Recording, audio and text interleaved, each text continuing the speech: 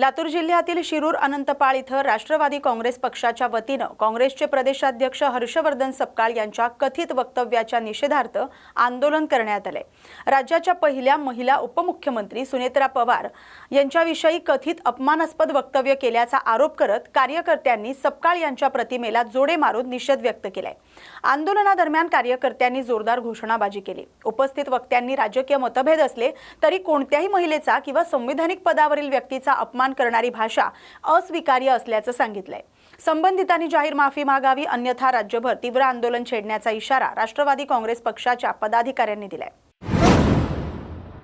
पुणे जिल्ह्यातील खेड तालुक्यातील चासकमान धरण पूर्ण क्षमतेने भरले। पाणलोट क्षेत्रात सुरू असलेल्या हलक्या ते मध्यम पावसामुळे धरणाच्या सांडव्यातून भीमा नदी पात्रात 450 क्युसेक पाण्याचा विसर्ग सुरू आहे। याशिवाय विद्युत निर्मिती आणि बागायतीसाठी कालव्यातून 250 क्युसेक पाणी शिरूर तालुक्याकडे सोडण्यात आले। त्यामुळे शिरूर तालुक्याच्या पाणी पुरवठ्यासह शेतीसाठी हे धरण मोठं वरदान ठरते। धरणातून एकूण 700 क्युसेक पाण्याचा विसर्ग सुरू आहे। धरणातील पाणीसाठा 8.53 टीएमसी असल्याची माहिती उपविभागीय अधिकारी संतोष शिंदे आणि सहाय्यक अभियंता प्रणव गावडे यांनी दिली। आज आपण आलेलो आहोत पुणे जिल्ह्यातील चासकमान या क्षेत्रामध्ये। तर आपण समोर पाहू शकतो या ठिकाणी चासकमान धरण पूर्ण क्षमतेने भरलेले आहे आणि या ठिकाणी वाहनांना ये जा करण्यासाठी पूर्णपणे मज्जाव करण्यात आलेला आहे आणि नदी पात्रामध्ये 450 क्युसेक्सने पाण्याचा विसर्ग सुरू आहे। तर राहिलेलं जो पाणी जे आहे तर याच्यापासून वीज निर्मितीसाठी 250 क्युसेक्सने आज पाणी सोडण्यात आलेलं आहे। शांताराम शिंदे, न्यूज मराठी 24/7 पुणे। मुंबई गोवा महामार्गावर क्रश सँड या गौण खनिजाची अवैध वाहतूक करणाऱ्या 2 डंपरवर तहसीलदार तानाजी शेजाळ यांच्या पथकानं कारवाई केली। आरटीओ कार्यालयाच्या पूर्वेकडील भागात 2 डंपर तपासणी दरम्यान आढळून आले। नियमानुसार 4 ब्रास क्रश सँड वाहतुकीची परवानगी असताना या डंपरमधून प्रत्येकी 8 ब्रास क्रश वाळू वाहतूक होत असल्याचं निदर्शनास आलं। या प्रकरणी महाराष्ट्र जमीन महसूल अधिनियम 1966 मधील कलम 48(7) नुसार कारवाई करण्यात आली। दोन्ही वाहनांवर एकूण 70,320 रुपयांचा दंड ठोठावण्यात आलाय। महसूल विभागाच्या या कारवाईमुळे अवैध गौण खनिज वाहतूक करणाऱ्यांमध्ये खळबळ उडाली। धाराशिव जिल्ह्यातील उमरगा गुलबर्गा महामार्गावर कदेरपाटीजवळ 2 दुचाकींची समोरासमोर धडक होऊन झालेल्या अपघातात 2 गंभीर जखमी झालेत तर 2 किरकोळ जखमी झालेत। बुधवारी दुपारी हा अपघात झालेला आहे। 2 मोटरसायकलींची धडक समोरासमोर झाले। या अपघातात बरगाली बनसोडे, विकास काळे, शिवराज कोरनार आणि चिताराम भोरे हे जखमी झालेत। घटनेची माहिती मिळताच जगद्गुरू रामानंदाचार्य नरेंद्राचार्य महाराज संस्थान नाणिशधाम यांच्या रुग्णवाहिकेनं तातडीनं घटनास्थळी पोहोचून जखमींना प्रथमोपचार देत उमरगा इथं ओम हॉस्पिटलमध्ये दाखल केलं। अपघातामुळे काही काळ वाहतूक विस्कळीत झाली होती। अपघाताचं कारण अद्याप स्पष्ट झालेलं नाही। पुढील तपास सुरू आहे। हिंगोली जिल्ह्यातील कळमनुरी इथं उपविभागीय अधिकारी श्रीमती प्रतीक्षा भुते यांच्या कार्यपद्धती विरोधात कळमनुरी वकील संघानं उपविभागीय कार्यालयासमोर 1 तास घोषणाबाजी करत तीव्र निदर्शनं केली। महसूल न्यायालयीन प्रकरणांमध्ये वकिलांना अपमानास्पद वागणूक दिली जात असल्याचा आरोप वकील संघानं केलाय। याबाबत जिल्हाधिकारी राहुल गुप्ता यांना तहसीलदार जीवकुमार कांबळे यांच्यामार्फत निवेदन देण्यात आले। निवेदनातून उपविभागीय अधिकारी प्रतीक्षा भुते यांचं त्वरित निलंबन करावं, त्यांच्या कार्यकाळात महसूल न्यायालयीन प्रकरणाची पारदर्शक चौकशी करावी आणि नवीन अधिकाऱ्यांची नियुक्ती करावी अशी मागणी करण्यात आली। मागण्या मान्य न झाल्यास 8 दिवसानंतर उपविभागीय अधिकारी कार्यालयासमोर ठिय्या आंदोलन करण्याचा इशाराही देण्यात आलाय। कळमनुरी वकील संघाचे उपाध्यक्ष सुनील घोंगडे यांच्या नेतृत्वाखाली झालेल्या आंदोलनात अनेक वकील सहभागी झाले होते। वकील बांधव ज्यावेळेस आम्ही एसडीओच्या कार्यालयामध्ये सुनावणीच्या दरम्यान जात असतो त्यावेळेस त्यांनी एकतर आमच्यासोबत जे वकील कोर्ट ऑफिसर या पद्धतीने त्यांनी आम्हाला ती वागणूक देत नाही।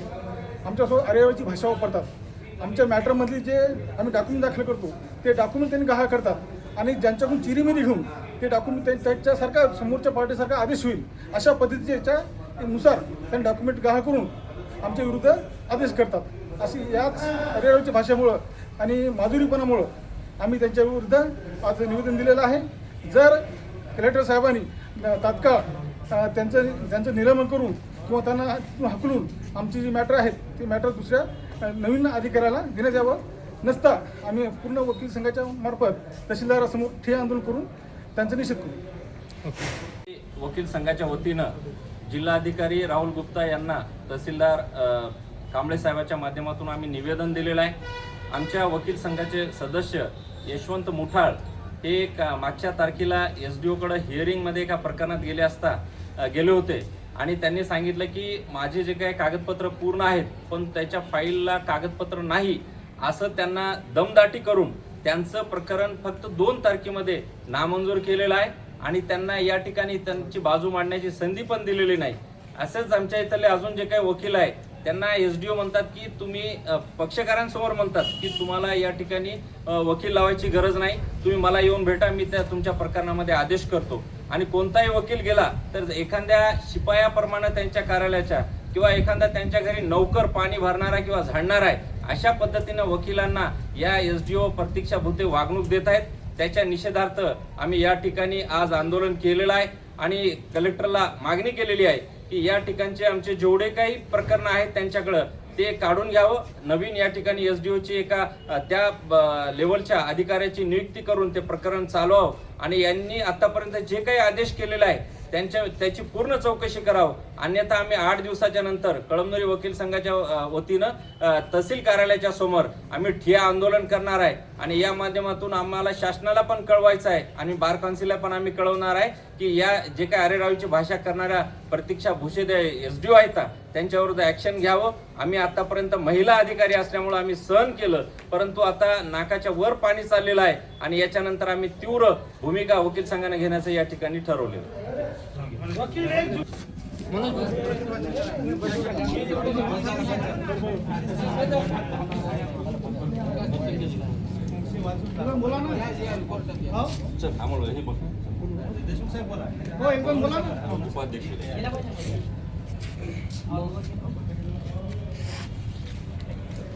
आज आम्ही वकील संघाच्या मार्फत वकील संघातर्फे आपले जिल्हाधिकारी साहेब बुलढाणा जिल्ह्यातील जळगाव जामोद आणि संग्रामपूर तालुक्यात अतिवृष्टीमुळे झालेल्या शेती नुकसानीची पाहणी करण्यासाठी क्रांतिकारी शेतकरी संघटनेचे संस्थापक अध्यक्ष रविकांत तुपकर यांनी पूरग्रस्त भागाचा दौरा केला. 31 जुलै रोजी झालेल्या अतिवृष्टीमुळे अनेक गावांमध्ये पिकं वाहून गेली, शेतातील माती खरडली गेले, विहिरींचं नुकसान झाले, तसंच बांध फुटल्याचं चित्र दिसून आले. तुपकर यांनी सुमारे 15 गावातील शेतकऱ्यांच्या बांधावर जाऊन नुकसानीची पाहणी केली. यावेळी पंचनामे आणि प्रत्यक्ष नुकसानीत तफावत असल्याचा आरोप करत त्यांनी महसूल आणि कृषी विभागाकडे जाब मागितलाय. सरकारने आठवड्याभरात 100% नुकसान भरपाई जाहीर करून ती शेतकऱ्यांच्या खात्यावर जमा करावी, अन्यथा तीव्र आंदोलन छेडण्याचा इशारा त्यांनी दिलाय. 30 आणि 31 जुलैला ढगफुटी सदृश जो मुसळधार पाऊस झाला त्यामुळे जळगाव जामोद तालुक्यामध्ये आणि संग्रामपूर तालुक्यामध्ये प्रचंड मोठ्या प्रमाणामध्ये नुकसान झालेलं आहे. शेती अक्षरशः खरडून गेलेली, मातीचा कण सुद्धा शिल्लक राहिला नाही आणि दगड शेतीमध्ये तयार झालेत. धरणांचे नदीचे प्रवाह त्या ठिकाणी शेतीमध्ये तयार झालेले आहेत. मोठ्या प्रमाणात नुकसान झालेलं आहे. आज मी जळगाव जामोद तालुक्याच्या दौऱ्यावर आहे. गावोगावी जेव्हा ही परिस्थिती पाहतो तेव्हा अक्षरशः डोळ्यातून पाणी आल्याशिवाय राहत नाही आणि सरकारचं नुकसानीचं धोरण जे आहे ते अत्यंत चुकीचं आहे. आमची सरकारला विनंती आहे की जेवढं नुकसान झालं तेवढी 100% नुकसान भरपाई मिळाली पाहिजे आणि शेतकऱ्यांना कुठल्याही प्रकारची अडचण येता कामा नये. याच्यासाठी नदी खोलीकरणाचा प्रकल्प प्रोजेक्ट एक मिशन म्हणून 5 वर्ष सरकारने राबवला तरच या शेतकऱ्यांना दिलासा मिळू शकतो. नाहीतर दर 2 वर्षाला अशी ढगफुटी झाली तर जळगाव जामोद आणि हा संग्रामपूरचा परिसर या भागात एखाद्या वेळेस जर अति ढगफुटी झाली तर माणसं सुद्धा राहणार नाही अशी अवस्था आहे. शेती तर सोडूनच त्या जनावरही राहणार नाही. त्यामुळे सरकारनं तातडीने दखल घ्यावी, नदी खोलीकरणाचा प्रकल्प राबवा आणि ज्या शेतकऱ्यांचं मोठ्या प्रमाणात नुकसान झालं कुठल्याही पद्धतीचा मागच्या वेळेसारखा घोटाळा न करता, अधिकाऱ्यांनी संगनमत न करता, चिरीमिरी न करता वस्तुनिष्ठ पंचनामे करून 100% नुकसान भरपाई दिली पाहिजे. अन्यथा तमाम या पूरग्रस्त शेतकऱ्यांना घेऊन मोठं आंदोलन येणाऱ्या काळामध्ये उभं राहील. मी आहे बुलढाणा जिल्ह्यातल्या जळगाव जामोद तालुक्यामध्ये. आज सकाळपासून आम्ही नुकसानग्रस्त गावांचा दौरा सुरू केलेला आहे. मी आता पोहोचलेलो आहे जळगाव जामोद तालुक्यातल्या खेरडा बुद्रुक गावामध्ये. 30 आणि 31 तारखेला जो ढगफुटी सदृश पाऊस झाला या पावसाने शेतीचं प्रचंड मोठं नुकसान केलं. आत्ता ज्या शेतामध्ये आम्ही बसलेलो आहे या शेताची पूर्ण काळी जमीन वाहून गेलेली आहे. मोठा 3-4 फुटाचा थर वाहून गेलेला आहे आणि या जमिनीमध्ये दगडांचा वर्षाव झालेला आहे. दगडच सगळ्या ठिकाणी दिसत आहेत. म्हणजे इथं शेती होती का नव्हती अशी सध्याची परिस्थिती आहे. आणि असाच प्रसंग 2023 साली सुद्धा जळगाव जामोद तालुक्यामध्ये आला. पण तेव्हाही आम्ही गाव टू गाव दौरे केले, 20 दिवस ठाण मांडून बसलो. नुकसान भरपाई मात्र तेव्हा अत्यल्प मिळाली. आत्ता एक शेतकरी आम्हाला निंबोरा गावात भेटले. त्यांनी सांगितलं शेत तयार करायला मी 7.5 लाख रुपये लावले आणि सरकारची नुकसान भरपाई 1 लाख रुपये आली. अशीच परिस्थिती या गावातल्या पण शेतकऱ्यांची आहे. आता गावागावात दौरा केल्यावर काय गोष्टी निदर्शनास आल्या तर पंचनामे करताना 100% नुकसान हे टाकत नाही आहेत. हे ठिबकचे सेट वाहून गेले, स्प्रिंकलरचे सेट वाहून गेले, पाईपलाईन वाहून गेली, विहिरी वाहून गेल्या, गोठे वाहून गेले, जनावरं वाहून गेले, त्याचंही नुकसान याच्यामध्ये नोंदवलं पाहिजे अशी आमची मागणी आहे. दुसऱ्या बाजूला हे 20% नुकसान टाकतायत, कमी नुकसान दाखवत आहेत. तर जे नुकसान झालं वस्तुनिष्ठ पंचनामे त्याचे झाले पाहिजे अशी आमची मागणी आहे. आणि सरकारने जेवढं नुकसान झालं ती 100% नुकसान भरपाई दिली पाहिजे. 2023 साली या जळगाव जामोद तालुक्यामध्ये जो महाप्रलय आला त्याच्यानंतर काही अधिकाऱ्यांनी, तत्कालीन तहसीलदारांनी काही बगलबच्चांना हाताशी धरून नुकसान भरपाईच्या रकमा त्यांनीच वसूल करून घेतल्या आणि गरज असलेल्या शेतकऱ्यांना ज्यांचं नुकसान झालं त्यांना नुकसान भरपाई मिळाली नाही. यावेळी असं होता कामा नये अशी प्रशासनाला आमची विनंती आहे. आणि या भागात पंचनामा करायला कर्मचाऱ्यांची संख्या कमी आहे. म्हणून मी आत्ता जिल्हाधिकाऱ्यांना बोललो की घाटावर अशी परिस्थिती सध्या नाही आहे, त्यामुळे घाटावरचे तलाठी, कृषी सहाय्यक आणि ग्रामसेवक यांना जळगाव जामोद तालुक्यामध्ये पाठवा आणि शेतकऱ्यांचे पंचनामे तातडीनं करा. महिना उलटून गेल्यावर शेतात काही सापडणार नाही, त्यामुळे तातडीनं पंचनामे झाले पाहिजे. 100% नुकसान शेतकऱ्यांना मिळालं पाहिजे. ह्या सगळ्या मागण्या, शेतकऱ्यांच्या संतप्त भावना सरकारने लक्षात घेतल्या पाहिजे. ह्या मागण्या सरकारने आणि प्रशासनाने मान्य केल्या नाही तर या सगळ्या नुकसानग्रस्त शेतकऱ्यांना घेऊन जळगाव जामोद तालुक्यामध्ये भूतोन भविष्याती असं आक्रमक आंदोलन उभं राहील आणि त्याच्यातून जे काय परिणाम होतील त्या कायदा सुव्यवस्थेचा प्रश्न निर्माण झाला त्याला सरकार जबाबदार राहील, हे मला सरकारला या निमित्तानं ठणकावून सांगायचं.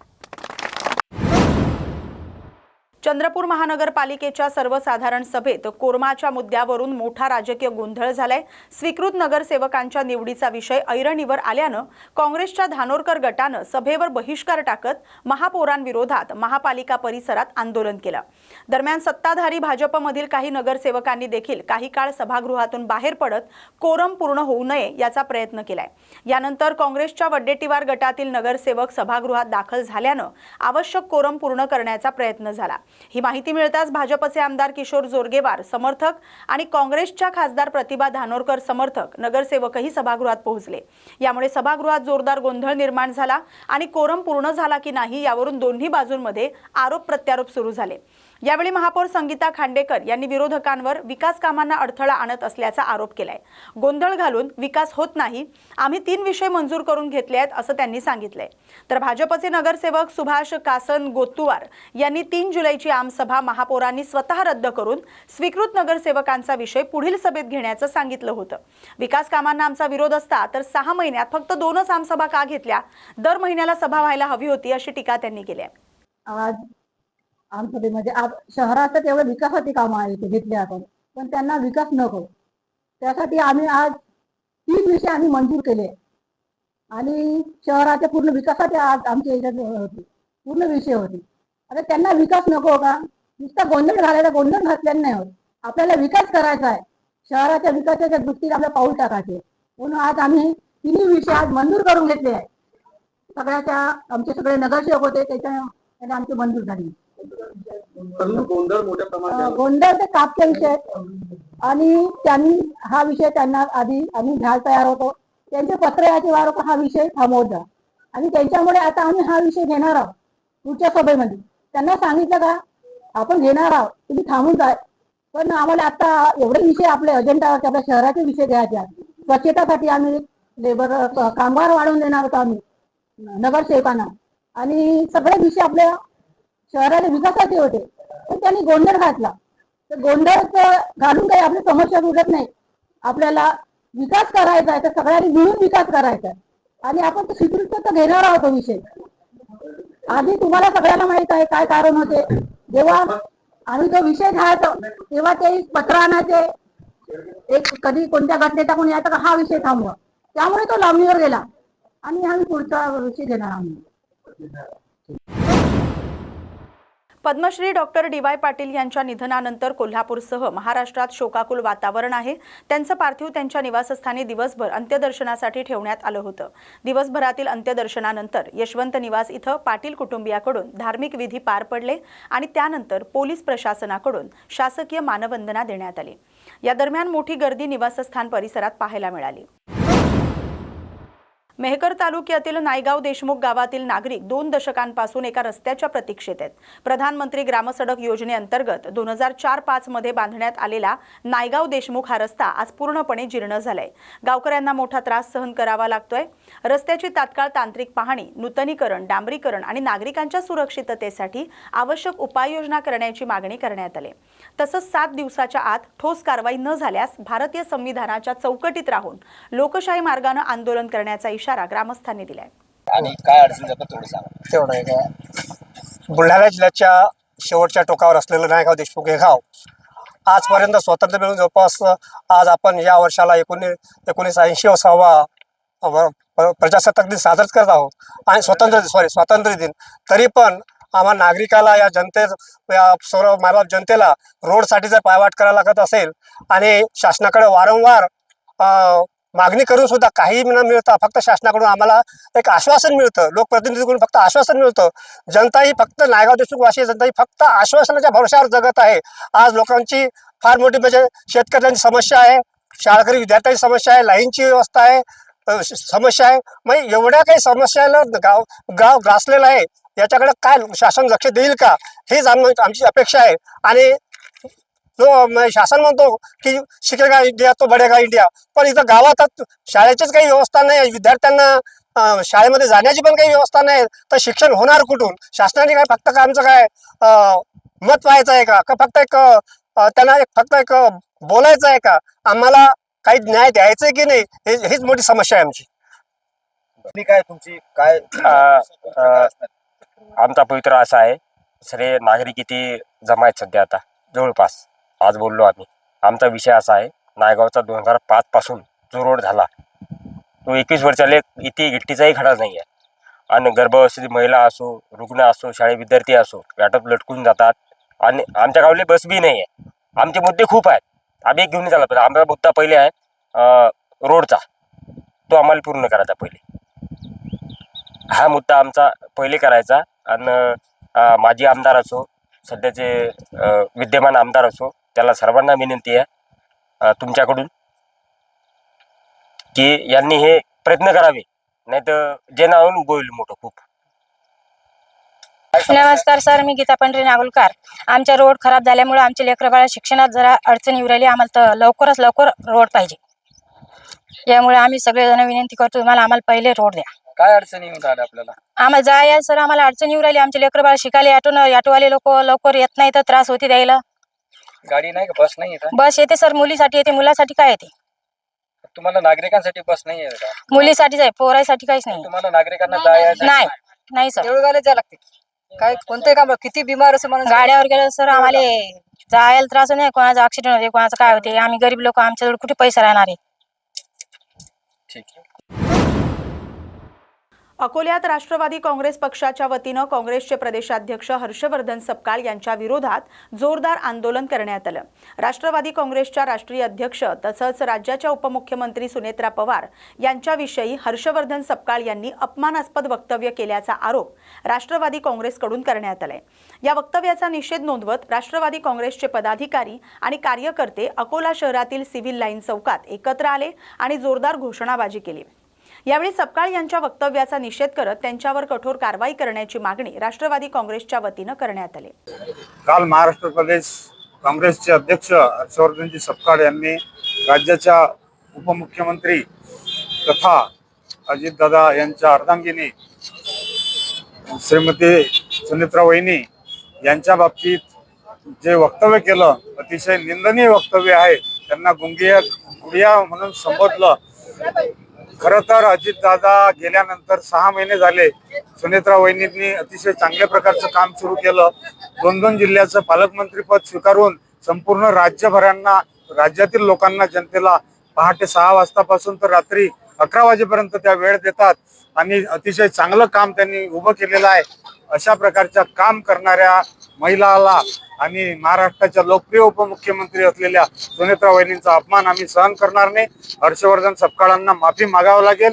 त्यांनी जर माफी मागितली नाही तर आम्ही ते माफी मागण्यास त्यांना भाग पाडू. इथे नाही तर आम्ही त्यांच्या घरी येऊ बुलढाण्याला आणि त्यांना माफी मागायलाच लावू. एकच वादा.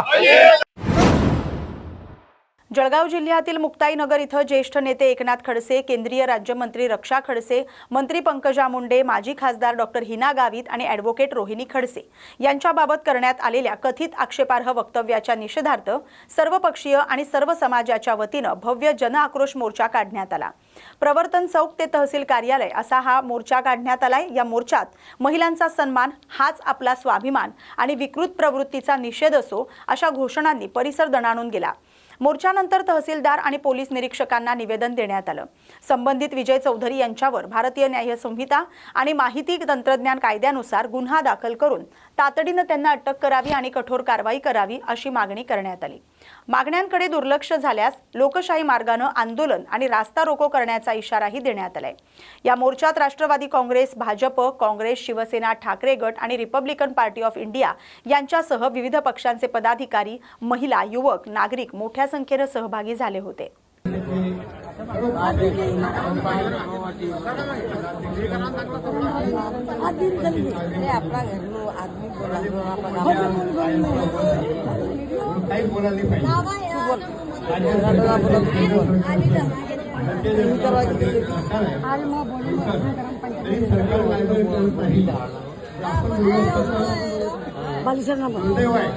त्या पक्षाचं सरकार आहे त्यांच्या नेत्यावर कारवाई करावी. आम्ही तर 100 वर्ष सरकारने एकतर्फी त्यांच्या दाखल करावी. अशा लोकांना महिलेचा